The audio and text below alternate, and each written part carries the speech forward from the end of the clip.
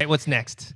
Taylor Hendricks writes, "Hey guys, I've been watching for 2 years now, and I just love you all. I'm a new millennial, and I haven't seen the original Indiana Jones movies, Pulp Fiction, Alien or Predator, 2001 Space Odyssey, etc. And just because I haven't seen them, people think that my movie opinions aren't valid.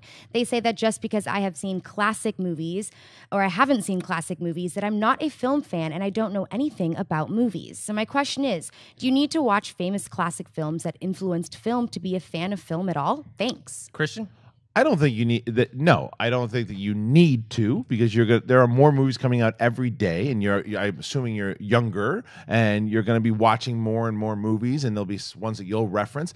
I encourage you to watch those movies, especially Indiana Jones, for goodness sakes, my man. But that does not mean that your opinions are invalid, because you still are watching movies and you have opinions of other movies.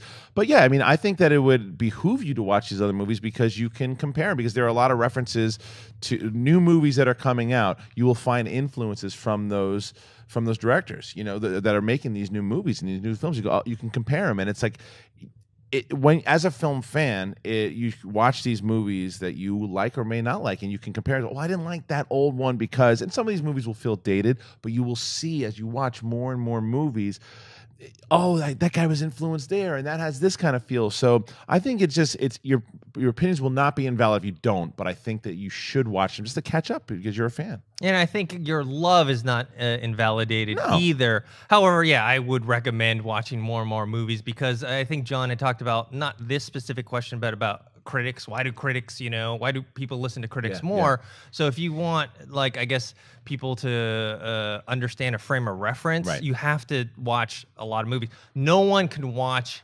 everything. That just doesn't happen. It's even the biggest critics in the world, there are gaps, and there might be even like big movies they just haven't seen, because there's just no one can physically, time-wise, ever see all of these things. So, I get yelled out for not watching. I still haven't seen The Thing, and I get yelled out. The John Carpenter one. Any of them. I know there's like 3 of them. Yeah, I haven't seen any of them, and I get all the time. And just because I said that, watch how many comments say you haven't seen The Thing, and I get it, but you don't get a chance to see everything. You can't. I mean, there's big movies. There's people that I know that haven't seen like Lawrence of Arabia or something, or Godfather or stuff like that. But it's just everyone has the few that they haven't seen. But I would encourage you to watch as many as you can, especially older ones. That way you can get frame of reference and see where things come from. David, what do you think? Especially, like, I always like, my biggest thing is the actors and how acting changed. James Dean especially changed. Like, Rebel Without a Cause was being filmed. This is his famous movie.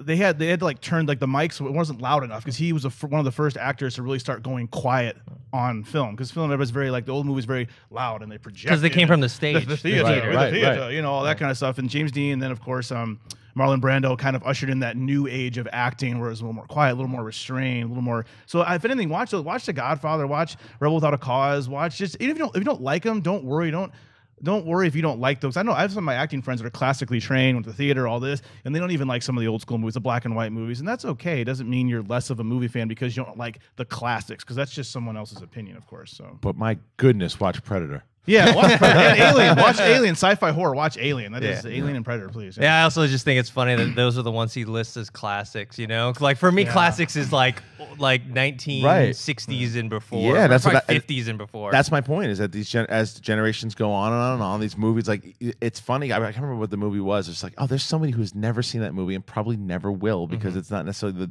the biggest classic. But Predator is one. Watch Predator, man.